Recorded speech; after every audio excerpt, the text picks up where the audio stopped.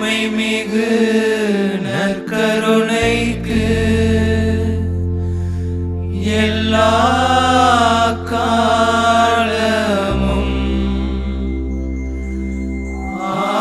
ஆராதனையும் புகழும் ஆட்சியும் உண்டாக கடவது. நிலையான புகழுக்குரிய தூய்மை மிகு நற்கருணைக்கு எல்லா காலமும் ஆராதனையும் புகழும் ஆட்சியும் உண்டாக கடவது. நிலையான புகழுக்குரிய தூய்மை மிகு நற்கருணைக்கு எல்லா காலமும் ஆராதனையும் புகழும் ஆட்சியும் உண்டாக கடவது.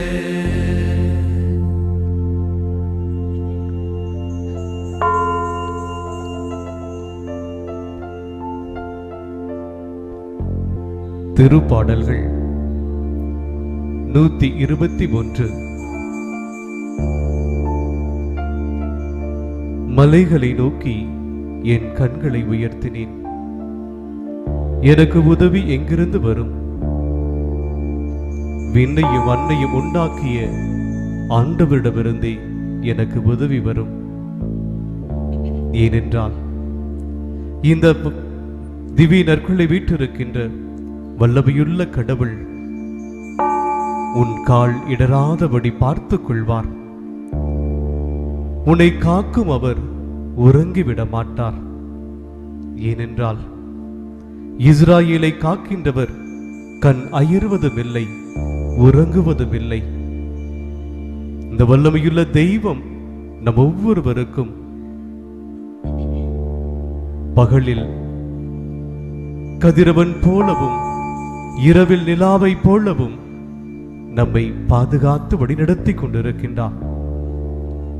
இந்த ஒரு மணி நேரத்தில் இந்த வல்லமையுள்ள தெய்வத்தை நாம் ஆராதிக்க அவருக்கு முன்பாக முழங்கால் படியிட்டு இருக்கின்றோம்.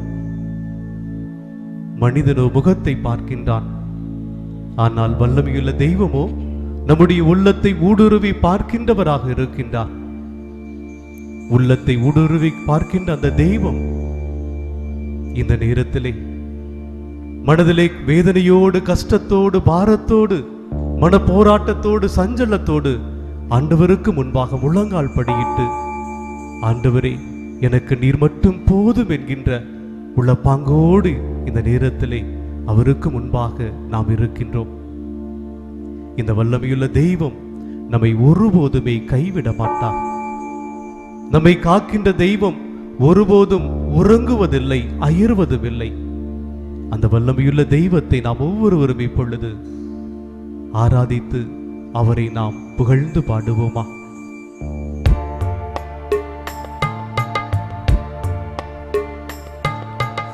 ஆராதனை நாயகன் நீரே, ஆராதனை வேந்தனும் நீரே. ஆராதனை நாயகன் நீரே, ஆராதனை வேந்தனும் நீரே. ஆயுள் முடியும் வரை உம்மை தொழுதிடுவே. ஆயுள் முடியும் வரை வல்லமையுள்ள தெய்வமே உம்மை தொழுதிடுவே. உம்மை மட்டுமே நாங்கள் தொழுடுவோம் ஆண்டவரே. என் பலனே, என் கோட்டை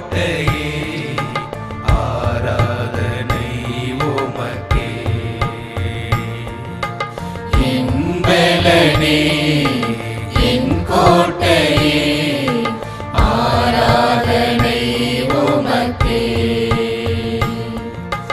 மறைவிடமே என் உறைவிடமே ஆராதனை உமக்கே. மறைவிடமே என் உறைவிடமே ஆராதனை உமக்கே. ஆராதனை ஆராதனை அப்பா அப்பா உங்களுக்கு ஆராதனை. ஆண்டவரை நோக்கி கரத்தை நீட்டி பாடுவோம். ஆராதனை அப்பா அப்பா உங்களுக்கு ராஜா உன் மாளிகையில் ராப்பகலாய் அமர்ந்திருப்பேன். ஆமாண்டவரே, ராஜா உன் மாளிகையில் ராப்பகலாய் அமர்ந்திருப்பேன். துதித்து மகிழ்ந்திருப்பேன், என் துயரம் மறந்திருப்பேன். துதித்து மகிழ்ந்திருப்பேன், என் துயரம் மறந்திருப்பேன். கரங்களை நீட்டி ஆராதனை ஆராதனை அப்பா அப்பா உங்களுக்கு ஆராதனை ஆராதனை அப்பா அப்பா உங்களுக்கு கண்மணி போல் காப்பவரே ஆராதனை ஆராதனை. கழுகு போல சுமப்பவரே ஆராதனை ஆராதனை. கண்மணி போல் காப்பவரே ஆராதனை ஆராதனை. கழுகு போல சுமப்பவரே ஆராதனை ஆராதனை. கரங்களை விரித்து பாடுவோம். ஓசானா உன்னத தேவனே ஓசானா ஓசானா ஓசானா ஓசானா உன்னத தேவனே ஓசானா ஓசானா ஓசானா. வழி நடத்தும் விண்மீனே ஆராதனை ஆராதனை. ஒளி வீசும் விழி வெள்ளியே ஆராதனை ஆராதனை. வழி நடத்தும் விண்மீனே ஆராதனை ஆராதனை. ஒளி வீசும் விழி வெள்ளியே ஆராதனை ஆராதனை. ஓசானா உன்னத தேவனே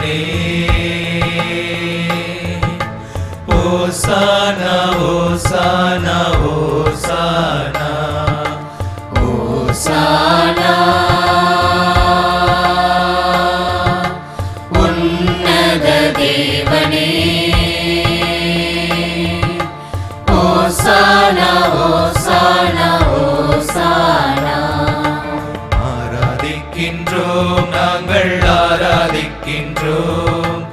ஆத்மநாதன் இயேசுவையே ஆராதிக்கின்றோம். ஆராதிக்கின்றோம், நாங்கள் ஆராதிக்கின்றோம். ஆவியிலும் உண்மையிலும் ஆராதிக்கின்றோம். அல்லேலூயா அல்லேலூயா கீதம் பாடுவோம். அல்லேலூயா கீதம் பாடி ஆராதிக்கின்றோம். இன்று நாங்கள் விசுவாசத்தால் ஆராதிக்கின்றோம். அன்று முகம் கண்டு ஆராதிப்போமே. வானதூதர் ஆராதிக்கும் பரிசுத்தரை மகிழ்வோடுவும் மக்கள் ஆராதிக்கின்றோம்.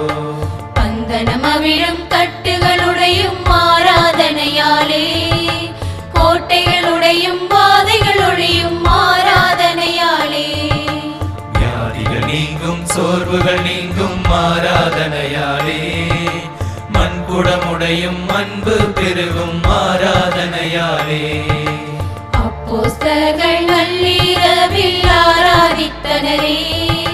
சங்கிலி அறுந்து கட்டுகள் உடைந்து விடுதலையானாரே.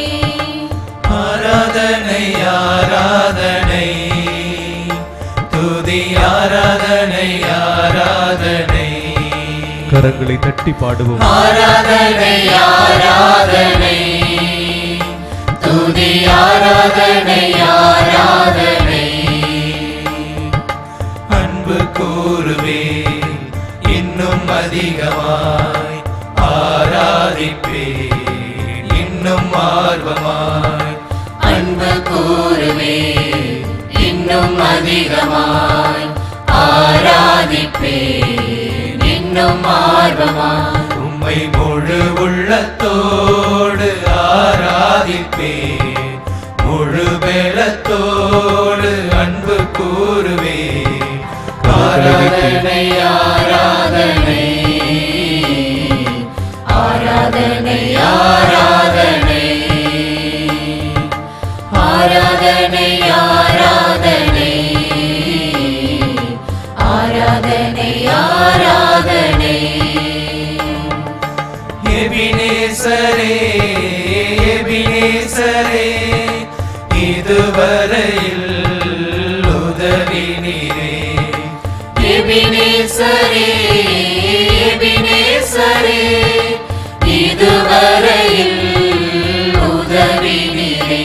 ஐயா இதுவரையில் உதவி நீரே. உம்மை முழு உள்ளத்தோடு ஆராதிப்பே முழு பெலத்தோடு அன்பு கூறுவே. ஆராதனை ஆராதனை ஆராதனை ஆராதனை ஆராதனை ஆராதனை ஆராதனை ஆராதனை. எல்ரோயி எல்ரோயி என்னை கண்டீரே நன்றி ஐயா. எல்ரோயி எல்ரோயி என்னை கண்டீரே நன்றி ஐயா. ஐயா என்னை கண்டீரே நன்றி ஐயா. உம்மை முழு உள்ளத்தோடு ஆராதிப்பே கரங்களை முழு தட்டுவோம். பெலத்தோடு அன்பு கூறுவே. ஆராதனை ஆராதனை ஆராதனை ஆராதனை ஆராதனை ஆராதனை ஆராதனை ஆராதனை ஆராதனை ஆராதனை ஆராதனை ஆராதனை. வல்லமையுள்ள தெய்வத்தை நாம் ஒவ்வொருவரும் இந்த நேரத்திலே ஆராதித்து மகிமைப்படுத்தி இருக்கின்றோம். உண்மையிலுமே இந்த வல்லமையுள்ள கடவுள் நம்மை குறித்து மகிழ்கின்றவராக இருப்பார். மகிழ்கின்ற அதே கடவுள் இந்த நேரத்திலே நம் ஒவ்வொருவரையும் பார்த்து சொல்லுகின்றார், ஏசாயா புத்தகம் 43வது அதிகாரம் 24வது வசனத்திலே, உன் பாவங்களினால் என்னை தொல்லைப்படுத்தினாய், உன் தீ செயல்களினால் என்னை சலிப்புறச் செய்தாய். இந்த நேரத்திலே வல்லமையுள்ள கடவுள் நம்மை பார்த்து சொல்லுகின்றார், உன்னுடைய பாவங்களினால் நீ என்னை ஒவ்வொரு நிமிடமும் தொல்லைப்படுத்திக் கொண்டிருக்கின்றாய், என்னை சலிப்புறச் செய்து கொண்டிருக்கின்றாய் என்று சொல்லுகின்றார். நாம் ஒவ்வொருவரும் பாவிகள். பாவப்பட்ட உள்ளத்தோடு இந்த நேரத்திலே இந்த ஆண்டவருக்கு முன்பாக முழங்கால் படியிட்டு இருக்கின்றோம். இந்த ஆண்டவருடைய ஆராதனையிலே நாம் பங்கு பெற்றிருக்கின்றோம். திருப்பாடல் 51 நாம் வாசிக்கின்றோம், என் குற்றங்களை நான் உணர்கின்றேன், என் பாவம் எப்போதும் என் கண் முன்னே நிற்கின்றது.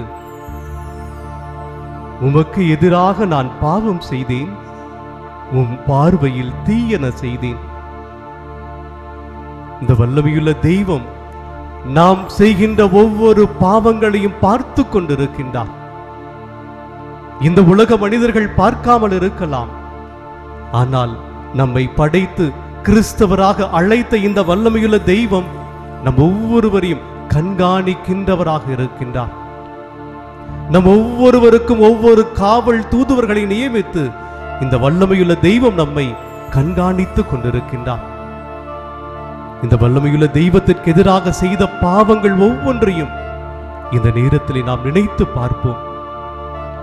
இந்த ஆண்டவரை நாம் தொல்லைப்படுத்தியதற்காக, இந்த ஆண்டவரை சலிப்புறச் செய்ததற்காக இந்த நேரத்திலே மனம் வருந்தி, ஆண்டவரே என்னை மன்னியும் என்று சொல்லி நம்முடைய பாவங்களை அறிக்கையிட்டு இந்த பாடலை பாடுவோம்.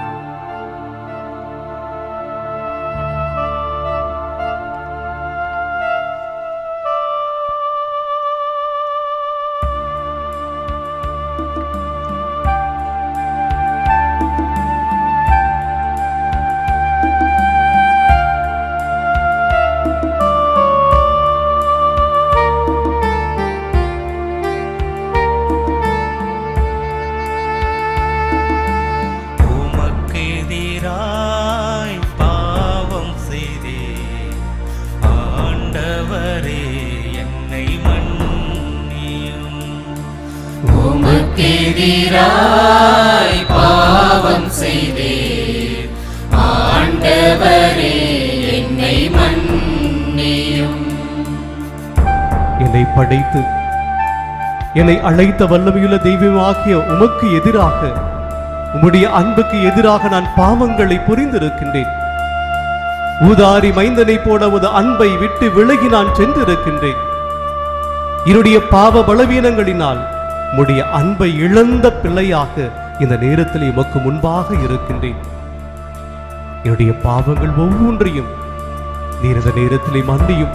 உம்முடைய அன்புக்கு எதிராக செய்த பாவங்கள் ஒவ்வொன்றையும், உம்முடைய ஆணைக்கு எதிராக செய்த ஒவ்வொரு பாவங்களையும் இந்த நேரத்திலே மன்னியும் ஆண்டவரே.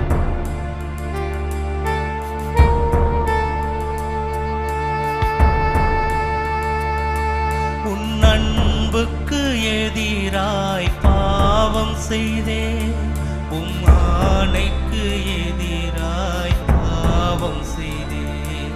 உன் அன்புக்கு எதிராய் பாவம் செய்தேன், உம் ஆணைக்கு எதிராய் பாவம் செய்தேன். உமக்கு எதிராய் பாவம் செய்தேன், ஆண்டவரே என்னை மன்னியும். உமக்கு எதிராய் பாவம் செய்தேன், ஆண்டவரே என்னை மன்னியும். இந்த உலகத்திலே மனம் போன போக்கிலே, இந்த உலக பாதையிலே நான் நடந்து என்னுடைய பாதையின் வழியாக செய்த பாவங்கள் ஒவ்வொன்றையும் இந்த நேரத்திலே மன்னியும் ஆண்டவரே. எப்படி வாழ வேண்டும் என எங்களுக்கு முன்பாக நீர் வாழ்ந்து காட்டி இருக்கின்றீர். உடைய பாதையை நாங்கள் பின்பற்றாமல் எங்களுடைய பாதையிலே, இந்த உலக பாதையிலே நாங்கள் சென்றதற்காக மனமருந்தி மன்னிப்பு கேட்கின்றோம் ஆண்டவரே. எங்கள் மீது எவ்வளவு பாசம் வைத்திருந்தீர் என்றால் உம்முடைய உயிரையே நீர் எங்களுக்காக கொடுத்தீர் ஆண்டவரே. இந்த சிலுவை மர வேதனையை நீர் எங்களுக்காக அனுபவித்தீர் ஆண்டவரே.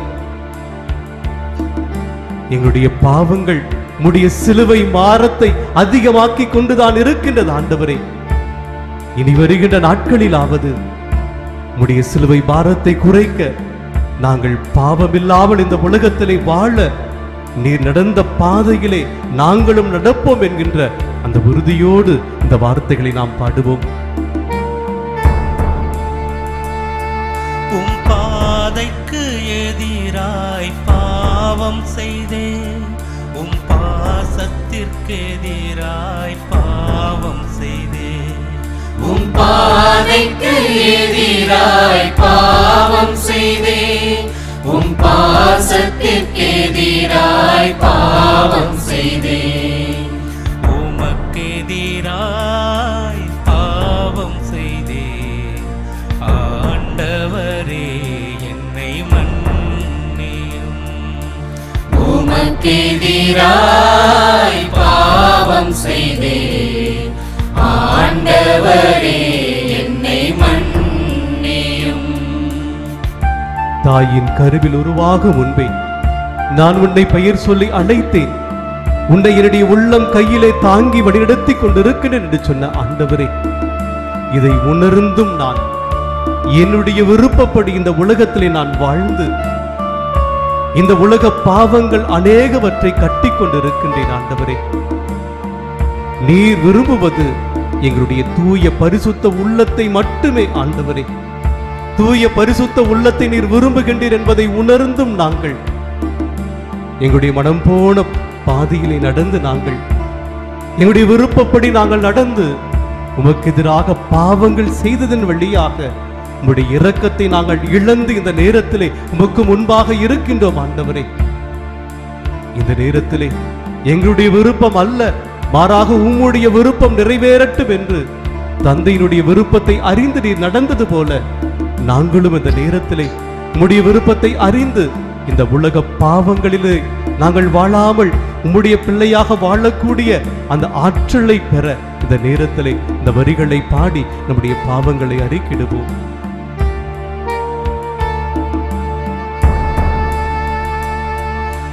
உம் விருப்பத்திற்கெதிராய் பாவம் செய்தேன், உம் இரக்கத்திற்கெதிராய் பாவம் செய்தேன். உம் விருப்பத்திற்கெதிராய் பாவம் செய்தேன், உம் இரக்கத்திற்கெதிராய் பாவம் செய்தேன். உமக்கெதிராய் பாவம் செய்தேன், ஆண்டவரே என்னை மன்னியும். உமக்கெதிராய் பாவம் செய்தேன், ஆண்டவரே என்னை மன்னியும். நீதியின் வலது கரத்தினால் உன்னை தாங்குவேன் என்று சொன்ன ஆண்டவரே, இந்த உலகத்திலே யார் எங்களை கைவிட்டாலும் நீர் எங்களை நீதியோடு இந்த நிமிடம் வரை பாதுகாத்து வழிநடத்தி கொண்டிருக்கின்றீர். ஆனால் நீர் எப்படி எங்களுக்கு நீதி உள்ளவராக இருக்கின்றீரோ, நேர்மையுள்ளவராக இருக்கின்றீரோ, ஆனால் நாங்கள் இந்த உலகத்திலே நீதியற்ற பிள்ளைகளாக, நேர்மையற்ற பிள்ளைகளாக இந்த உலகத்திலே நாங்கள் வாழ்ந்து கொண்டிருக்கின்றோம். இந்த உலக செல்வத்தை அபகரிக்க வேண்டும் என்பதற்காக, இந்த உலக பொருட்களின் மீது நாங்கள் வைத்திருக்கின்ற ஆசையினால் நீதி தவறி, நேர்மை தவறி இந்த உலகத்திலே நாங்கள் வாழ்ந்து கொண்டிருக்கின்றோம் ஆண்டவரே. இந்த நேரத்திலே அப்படி செய்த பாவங்களை நாம் நினைவு கூர்ந்து இந்த வல்லமையுள்ள தெய்வத்தை இந்த வார்த்தைகளை பாடி நாம் மன்னிப்பை கேட்போம்.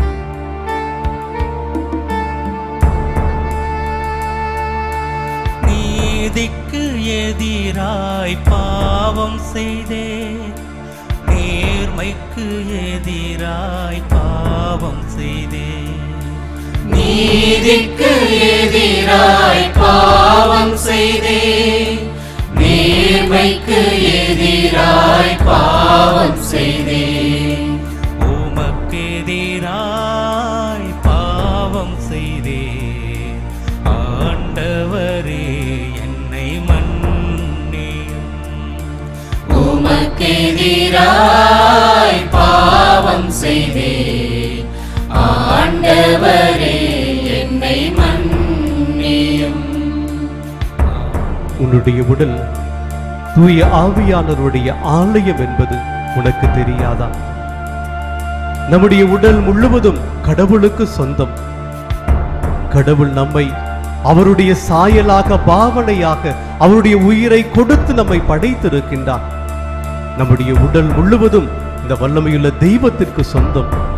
ஆனால் நம்முடைய உடலை நாம் இந்த உலக இன்பத்திற்காக, நம்முடைய சுயநலத்திற்காக தவறாக பயன்படுத்தி வாழ்ந்து கொண்டிருக்கின்றோம். கடவுள் கொடுத்த கட்டளைகளை நாம் நம்முடைய உள்ளத்தில் இருத்தி அதை கடைபிடிக்காமல் நாம் மனம் போன போக்கிலே வாழ்ந்து கொண்டிருக்கின்றோம்.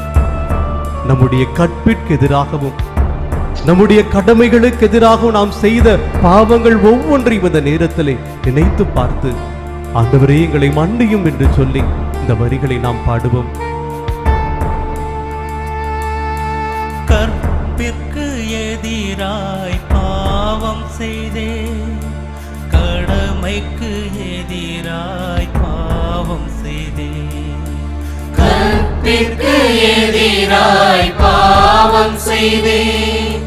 கடமைக்கு எதிராய் பாவம் செய்தேன். உமக்கெதிராய் பாவம் செய்தேன்.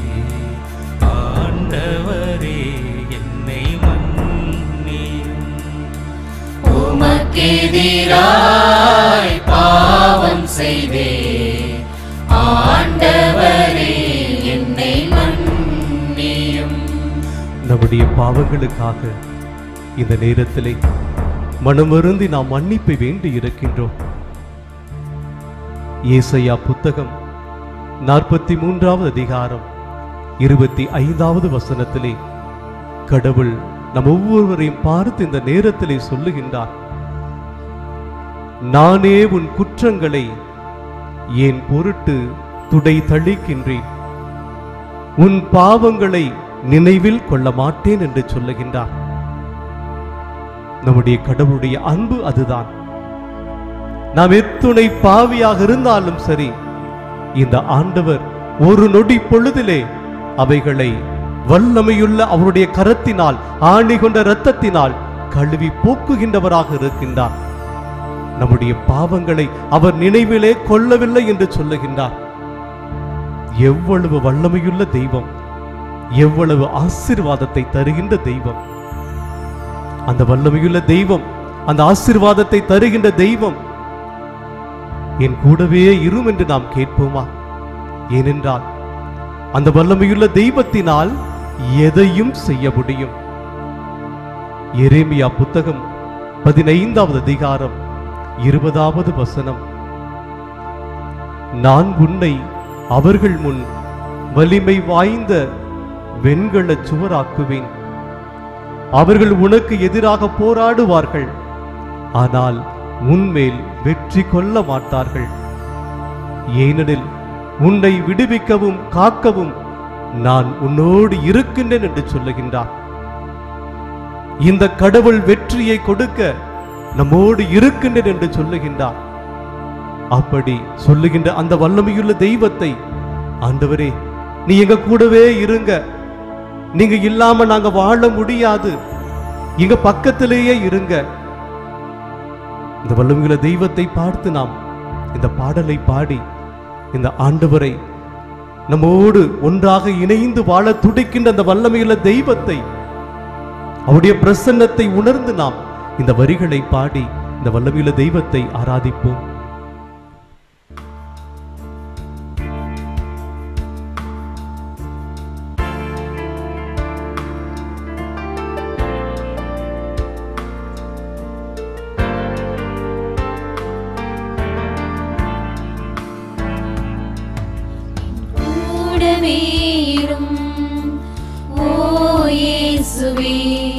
நீர் இல்லாமல் நான் வாழ முடியாது.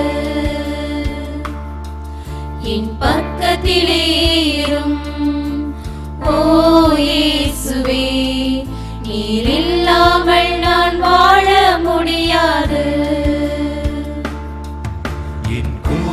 இயேசுவே இரும்.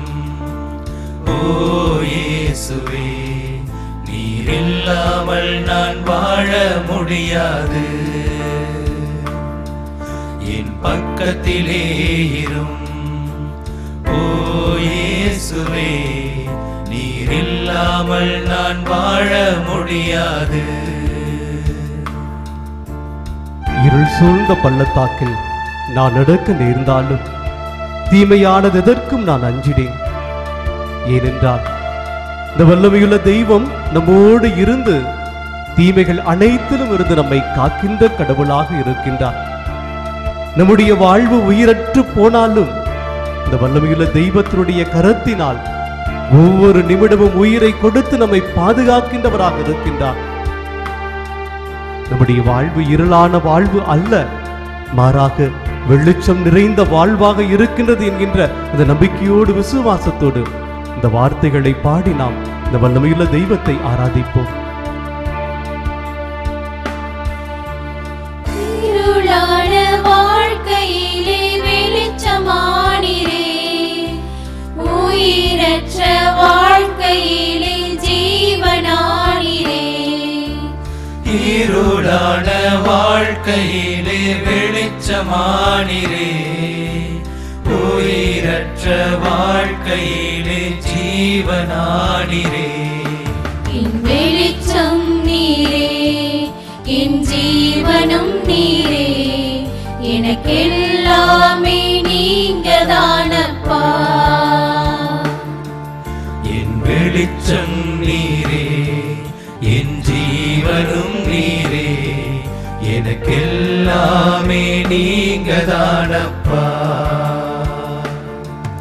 என் கூடவே இரும்.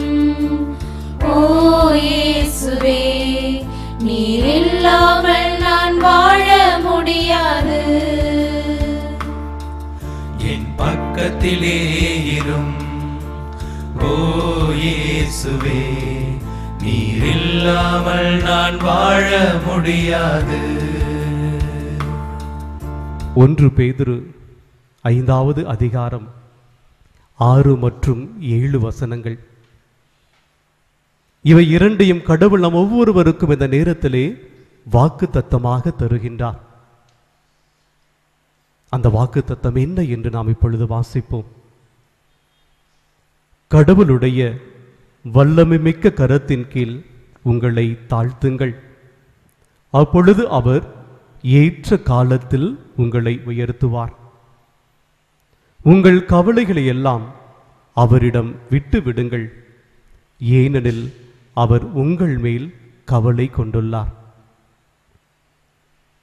அன்பார்ந்தவர்களே, இந்த வருடம் முழுவதும் நாம் இந்த வார்த்தையை வாசித்து தியானிப்போம். நாம் எங்கதான் போகணும்? கடவுளுடைய கரத்தில் மட்டுமே நம்மை தாழ்த்த வேண்டும். கடவுளுடைய கரத்தில் மட்டுமே நம்மை தாழ்த்துகின்ற பொழுது அவர் ஏற்ற வேளையில் நம்மை உயர்த்துகின்றவராக இருக்கின்றார். ட்ரபிள் ட்ரீ என்கின்ற ஒரு கதையை நான் படித்தேன். ட்ரபிள் ட்ரீ அப்படின்னா என்ன? ஒரு மனிதன் காலையில் எழுகின்றான். எழுந்த பொழுதே அவனுடைய இல்லத்திலே பல பிரச்சனைகளை சந்தித்த அவன் வேலை செய்வதற்காக பணித்தளத்திற்கு செல்ல அவன் வாகனத்தை எடுக்கின்றான். கொஞ்ச தூரம் போறான், பஞ்சர் ஆயிடுச்சு. சோதனைக்கு மேல் சோதனை. சரியான நேரத்தில் அலுவலகத்திற்கு போக முடியவில்லை. சரியான நேரத்தில் அவனால் போக முடியவில்லை. அந்த உரிமையாளர் அவனை பார்த்து சொல்லுகின்றார், உனக்கெல்லாம் அறிவே இல்லையா? உனக்கு வெட்கமாகவே இல்லையா? ஏன் இப்படி உன்னுடைய பணிக்கு காலதாமதமாக வந்து கொண்டே இருக்கின்றாய்? உனது வேலைக்கு காசு கொடுக்கிறன்ல, சம்பளம் வாங்குறீல, காசு நீட்டி சம்பளம் வாங்கிட்டு நீ ஏன் இப்படி செய்கின்றாய் என்று அதிகமாக திட்டுகின்றார். மனதில் வேதனை. எழுந்ததிலிருந்தே கஷ்டம், வேலைக்கு வந்தால் அங்கேயும் திட்டு. அந்த வேதனையோடு தன்னுடைய பணியை துவங்கலாம் என்று நினைக்கின்றார். அன்னைக்கு கார்பெண்டர் வேலை செய்கிறாரு. சுத்தி எடுத்து தட்டுறாரு. ஏதோ சிந்தனையில் ஆணியில் கட்டுறதுக்கு தன்னை கையில் தட்டிட்டாரு. பெருவிரலின் மீது அடித்து விட்டார். பயங்கர வலி, கை வீங்கிருச்சு. என்னடா இது, சோதனைக்கு மேல சோதனையாக இருக்கின்றதே என்கின்ற வேதனையோடு சாயந்தரம் வரைக்கும் வேலை செய்கின்றான். அவருடைய முதலாளி கொஞ்சம் இரக்கம் நிறைந்தவராக இருக்கின்றவர்.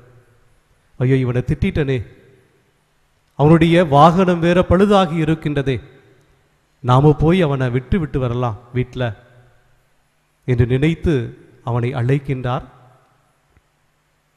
அவன் சோகமான முகத்தோடு வாகனத்திலே செல்லுகின்றான்.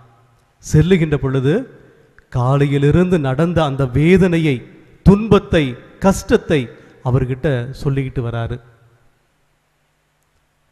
கஷ்டத்தோடு அவன் வீட்டுக்கு அருகாமையிலே வந்து வாகனத்தை நிறுத்திய பொழுது முதலாளியை பார்த்து சொல்றாரு, எங்க வீட்டுக்குள்ள வந்து ஒரு கப் காஃபி சாப்பிட்டு போங்க.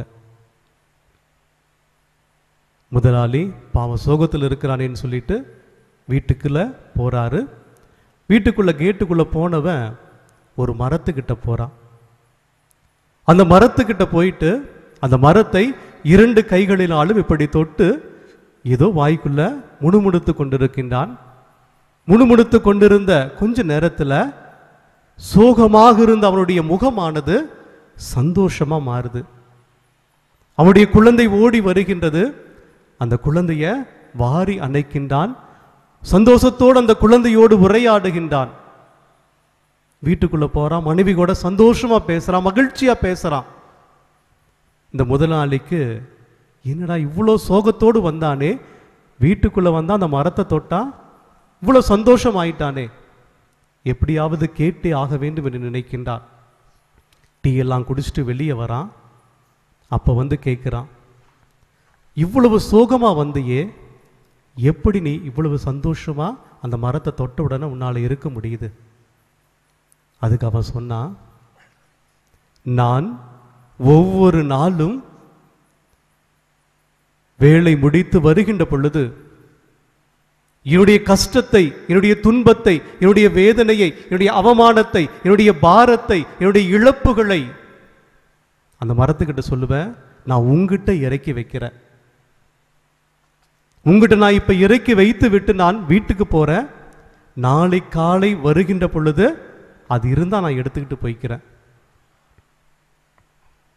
நான் ஒவ்வொரு நாளும் என்னுடைய துன்பத்தை, துயரத்தை, வேதனையை, கவலையை, கஷ்டத்தை அனைத்தையும் அந்த மரத்துக்கிட்ட கொடுத்துட்டு போயிடுறேன். திரும்பி வர்றப்போ அடுத்த நாள் காலை பல துன்பங்கள் காணாம போயிருது, பல கஷ்டங்கள் காணாம போயிருது.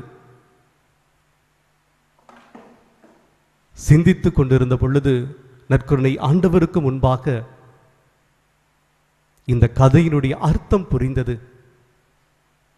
நம்முடைய வாழ்வுல நாம துன்பப்படுகின்ற பொழுது, வேதனைப்படுகின்ற பொழுது, கஷ்டப்படுகின்ற பொழுது, கண்ணீர் வடிக்கின்ற பொழுது, இழப்புகளை சந்திக்கின்ற பொழுது நாம எங்க செல்லுகின்றோம்? இந்த வல்லமையுள்ள தெய்வம் ஒவ்வொரு நாளும் ஒவ்வொரு நிமிடமும் நமக்காக காத்து கொண்டிருக்கிறாரு. அந்த வல்லமையுள்ள தெய்வம் தான் சொல்றாரு, உங்களுடைய கவலைகளை எல்லாம் என்கிட்ட கொடுத்துருங்க, ஏன்னா நான் உங்களை குறித்து கவலையுறுகின்ற தெய்வமாக இருக்கின்றேன் என்று. எவ்வளவு அருமையான கடவுள் நம்முடைய கடவுள்! நம்முடைய துக்கங்களை எல்லாம் சந்தோஷமாக மாற்ற இந்த வல்லமையுள்ள கடவுள் ஒவ்வொரு நிமிடமும் காத்து கொண்டிருக்கிறார். இந்த ஆண்டவருக்கு முன்பாக நம்மை தாழ்த்துகின்ற பொழுதெல்லாம் இந்த வல்லமையுள்ள கடவுள் நம்மை அற்புதமாக உயர்த்துகின்றவராக இருக்கிறார். இந்த ஆண்டவரிடம் தஞ்சம் புகுந்த ஒவ்வொருவருடைய வாழ்வும் உண்மையிலுமே உயர்ந்ததாகத்தான் காணப்படும். இந்த உலகத்தின் மீதும், இந்த உலகத்தில் இருக்கின்ற நபர்களின் மீதும், இந்த உலகத்தில் இருக்கின்ற பொருட்களின் மீதும் நாம் தஞ்சம் புகுகின்ற பொழுது அழிந்து போகின்ற மனிதர்களாகத்தான் இருப்போம். இந்த வல்லமையுள்ள தெய்வத்தை ஆதாயமாக்காத பொழுதெல்லாம் நம்முடைய வாழ்வு அர்த்தமற்ற வாழ்வாகத்தான் இந்த உலகத்தில் இருக்கும். எப்படி கடவுள் உயர்த்தினார், அவருக்கு முன்பாக தாழ்த்திய பொழுது இஸ்ராயேல் மக்கள் ஒரு அற்புதமான உதாரணமாக இருக்கின்றார்கள். பாவம் செய்கிறாங்க, பாவத்தினுடைய விளைவு அவர்கள் அடிமைகளாக்கப்படுகின்றார்கள். கடவுள் சந்தோஷமா அவங்கள வழிநடத்தி கொண்டிருந்தார், பாதுகாத்து கொண்டிருந்தார், உடன்படிக்கை செய்து அவர்களுக்கு தெய்வமாக இருந்தார். ஆனால் அவர்கள் அதை உணராமல் பாவம் செய்து அடிமைத்தனத்தில் இருக்கின்றார்கள். அங்கு அவர்கள் கடவுளை உணர்ந்து, கடவுளுடைய அன்பை உணர்ந்து அவருக்கு முன்பாக தங்களை தாழ்த்திய பொழுது அவர் எப்படியெல்லாம் வழிநடத்தினார். விடுதலை பயண நூலில் நம்ம வாசிக்கின்றோம். பகல்ல மேகத்தூணாகவும் இரவுல நெருப்பு தூணாகவும் இருந்து அவர்களை வழிநடத்தி சென்றார். பயந்து அப்படி போயிட்டு இருக்கிறாங்க. இந்த பக்கம் படை வீரர்கள் எல்லாம் இருக்கிறாங்க, முன்னாடி செங்கடல், இங்க போனாலும் சாவு, அங்க போனாலும் சாவு. ஆனால் அவர்கள் கடவுளை நம்பியதினால், கடவுளை விசுவசித்ததினால், கடவுளுக்கு முன்பாக தங்களை தாழ்த்தியதினால் செங்கடல் ரெண்டா பிரியுது. அவங்க நடந்து போறாங்க, எந்த ஆபத்துமே இல்லை. இடையில எரிக்கோ மதில் வருகின்றது, என்ன செய்வதென்று தெரியவில்லை. இந்த முட்டுக்கட்டையாக இருக்கின்ற மதில் கடவுளினால் சுக்கு நூறாக்கப்படுகின்றது. கடவுளை நம்பினதுனால பாருங்க எவ்வளவு அற்புதமான வழி நடத்துதல். சீனாய் மலையிலே உடனிருந்து கடவுள் வழி நடத்துகின்றார். மாறா என்கிற இடத்துக்கு வராங்க, கசப்பான தண்ணீர். ஆனால் கசப்பான தண்ணீரை கடவுள் மதுரமாக மாற்றினார், சுவை மிக்க தண்ணீராக கடவுள் மாற்றினார். பசியோடு இருக்கிறாங்க, நாங்க அங்கெல்லாம் கீரை சாப்பிட்டோம், அது சாப்பிட்டோம், இது சாப்பிட்டோம், இந்த பாலைவனத்தில் எங்களுக்கு ஒன்றும் இல்லையே என்று வேதனைப்படுகின்ற பொழுது, என்ன நம்பி நீங்க வந்துட்டீங்க, உங்களை நான் கைவிட மாட்டேன் என்று சொல்லி அந்த கடவுள் காடையை கொடுக்கிறாரு, மன்னாவை கொடுக்கிறாரு. இப்படி அற்புதமான விதத்துல கடவுள் அவர்களை வழிநடத்தினார். வழிநடத்தினதோடு மட்டுமல்ல, அவர்களை எப்படி உயர்த்தினார் என்றால், பாலும் தேனும் பொழிகின்ற அந்த கானான் நாட்டிற்கு அவர்களை அழைத்து சென்றார். தான் கொடுத்த அந்த வாக்குறுதியில கடவுள் ஒரு நிமிடம் கூட விலகியவராக இல்லை. தன்னுடைய உடன்படிக்கையில கடவுள் ஒருபோதும் பின் வாங்கியவராக இல்லை. தன்னை நம்பி வந்த பிள்ளைகளை அவர் ஒருபோதும் கைவிட்டதாக இல்லை. இந்த விவிலியம் முழுவதும் நாம் வாசிக்கலாம். அவரை நம்பினவர்கள் என்றுமே கைவிடப்பட்டதில்லை. இந்த வருடம் முழுவதும் இந்த வசனத்தை நாம் தியானிப்போம். 1 பேதுரு 5:6-7. கடவுளுடைய வல்லமை மிக்க கரத்தின் கீழ் உங்களை தாழ்த்துங்கள், அப்பொழுது அவர் ஏற்ற காலத்தில் உங்களை உயர்த்துவார். ஏனென்றால் நம்முடைய கவலைகளை எல்லாம் அவர்கிட்ட விட்டு விடுங்கள், ஏனென்றால் அவர் உங்கள் மீது கவலை கொண்டவராக இருக்கின்றார். இந்த வல்லமையுள்ள தெய்வம் நம் ஒவ்வொருவர் மீதும் கவலை கொண்டதினால தான் அப்பா தந்தா என்று அழைக்கின்ற உரிமையை நமக்கு கொடுத்திருக்கின்றார்.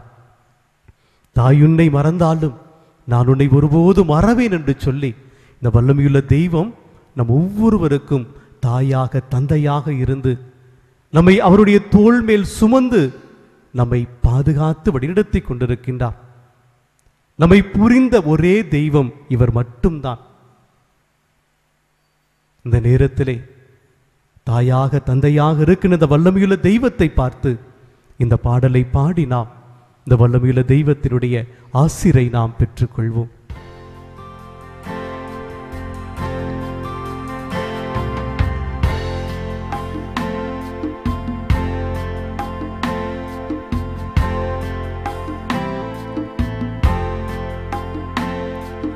தாய் போல தேற்றி தந்தை போல ஆற்றி தோள் மீது சுமந்திடும் என் இயேசையா. தாய் போல தேற்றி தந்தை போல ஆற்றி தோள் மீது சுமந்திடும் என் இயேசையா.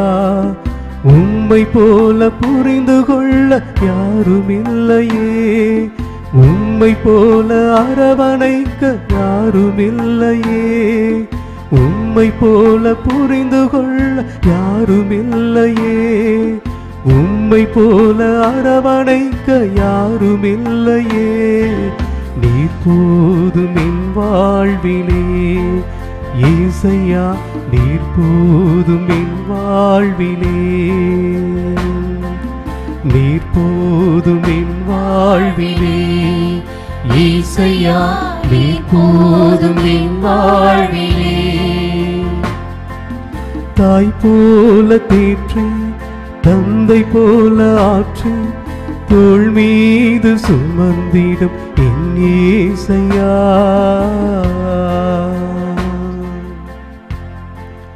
மலை போல துன்பங்கள் நம்முடைய வாழ்விலே வந்தால் இந்த வல்லமையுள்ள தெய்வம் ஒரு நொடி பொழுதிலே அவை அனைத்தையுமே பனி போல மாற்றுகின்ற தெய்வமாக இருக்கின்றார். இந்த நேரத்தில் நாம் ஒவ்வொருவரும் இந்த ஆண்டவருக்கு முன்பாக எத்தனையோ வேதனைகளோடு, துன்பத்தோடு, துயரத்தோடு, கவலையோடு, கஷ்டத்தோடு நாம் இருக்கின்றோம். யாரிடம் செல்வோம் இறைவா என்று இந்த ஆண்டவரை தேடி இந்த நேரத்திலே நாம் வந்திருக்கின்றோம். இந்த வல்லமையுள்ள தெய்வம் இந்த நேரத்திலே கண்மணியை போல உன்னை நான் பாதுகாப்பேன் என்று சொல்லுகின்றார். நம்மை அவருடைய உள்ளம் கையிலே தாங்கி வழிநடத்தி கொண்டிருக்கிறேன் என்று இந்த வல்லமையுள்ள தெய்வம் இந்த நேரத்திலே சொல்லுகின்றார். நம்முடைய துக்கங்களை இந்த ஆண்டவருடைய கரத்திலே இந்த நேரத்திலே ஒப்புக் கொடுப்போம். எந்த வேதனையாக இருந்தாலும் சரி, எந்த மனபாரமாக இருந்தாலும் சரி, எந்த கஷ்டமாக இருந்தாலும் சரி, இந்த ஆண்டவரிடம் ஒப்புக் கொடுப்போம். இந்த ஆண்டவரிடம் ஒப்புக் கொடுக்கின்ற பொழுது இந்த ஆண்டவர் நம்முடைய கஷ்டம் அனைத்தையும் ஒரு நொடி பொழுதிலே மாற்றி நம்முடைய வாழ்விலே சந்தோஷத்தை, நிம்மதியை, மகிழ்ச்சியை தருவார் என்கின்ற அந்த நம்பிக்கையோடு, விசுவாசத்தோடு நாம் இந்த வரிகளை பாடுவோம்.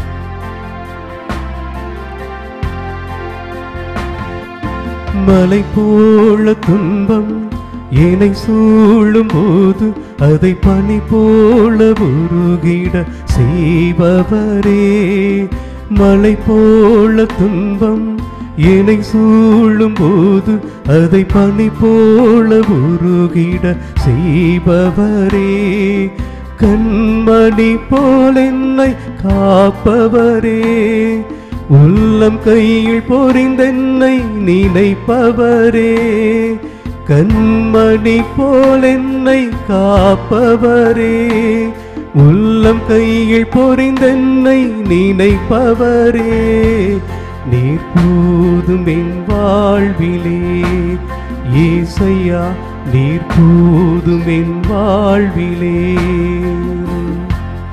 நீர் போதும் என் வாழ்விலே இயேசையா, நீர் போதும் என் வாழ்விலே. தாய் போல தேற்றி தந்தை போல ஆற்றி தோள் மீது சுமந்திடும் என் இயேசையா. என்னுடைய பலவீன நேரங்களிலே எனக்கு பலனாக நீர் மட்டுமே இருக்கின்றீர் ஆண்டவரே.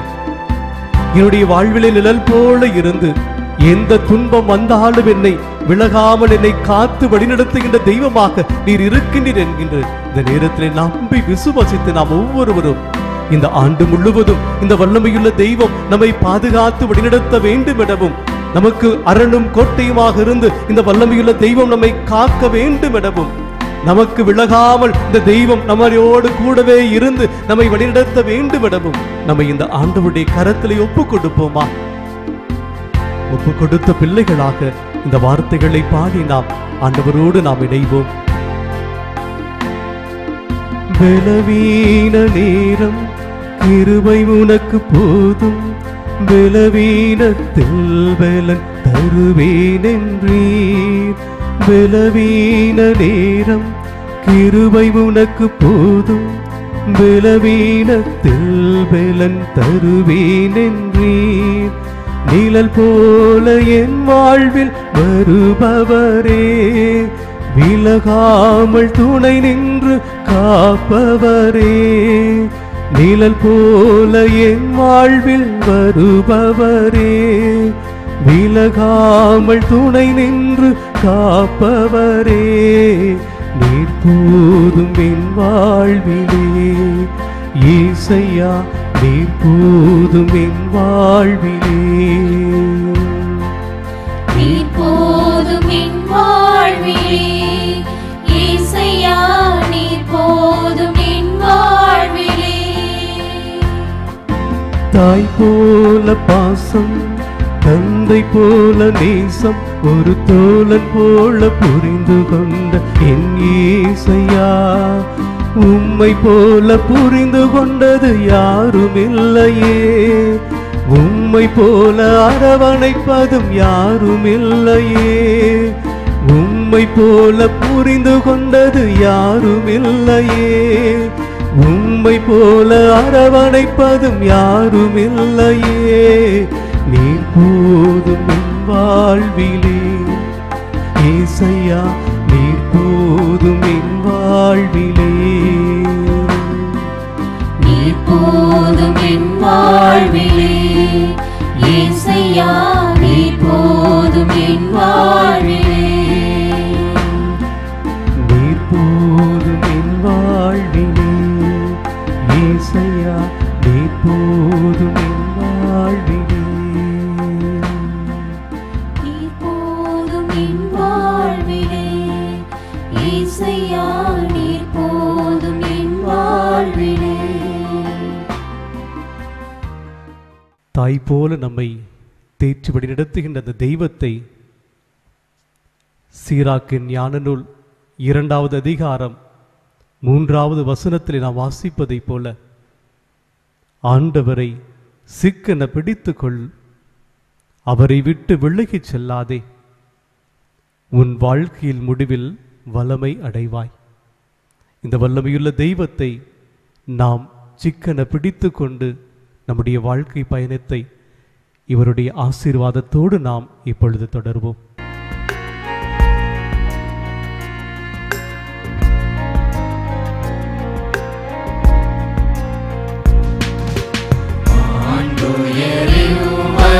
அடையாளத்தை தாழ்ந்து பணிந்து ஆராதிப்போம். பழைய நியம முறைகள் அனைத்தும் இனி மறைந்து முடிவு பெறுக. புதிய நியம முறைகள் வருக. புலன்களாலே மனிதன் இதனை அறிய இயலா. குறையை நீக்க நம்பிக்கையின் உதவி பெறுக.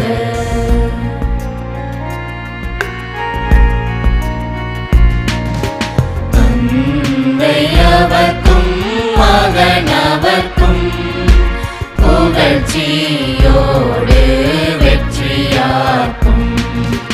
மீட்பின் பெருமை மாட்சிமையோடு வலிமை வாழ்த்து யாவுமாக. இருவரிடமாய் வருகின்றவராம் தூய ஆவி ஆனவர்க்கும் அளவில்லாத சம புகழ்ச்சி என்றுமே உண்டாகுக.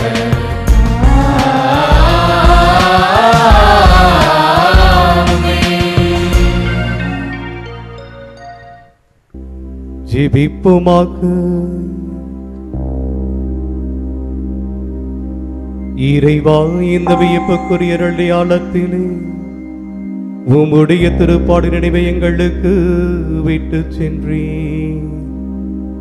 உம் திருவுடல் திருத்தமாகியவற்றின் தூய மறைவுகளை வணங்கும் நாங்கள் உமது மீட்பின் பயனை இடைவிடாமல் துய்த்துணர்ந்து மகிழ அருள்வீராக. தந்தையாக இறைவனோடு தூய ஆவியாரின் ஒன்றைப்பில் என்றென்று வாழ்ந்து ஆட்சி செய்கின்றவரை உம்மை மன்றாடுகின்றோம்.